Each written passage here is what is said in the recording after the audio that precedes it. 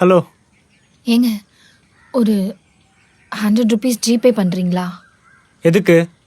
இல்லை, பேட் வாங்கணும். சரி, வை அனுப்புகிறேன். சரி.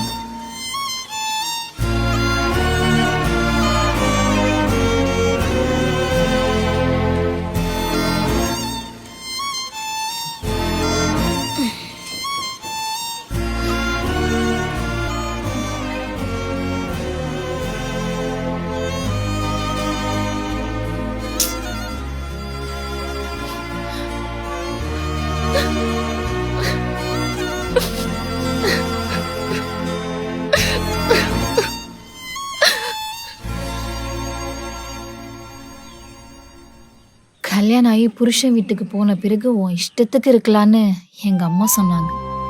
கல்யாணத்துக்கு அப்புறம் உன் இஷ்டத்துக்கு இருக்கிறதுக்கு இது ஒன்றும் உங்க அம்மா வீடு இல்லைன்னு என் மாமியார் சொன்னாங்க. வாழ்க்கையே நரகமாயிருச்சு.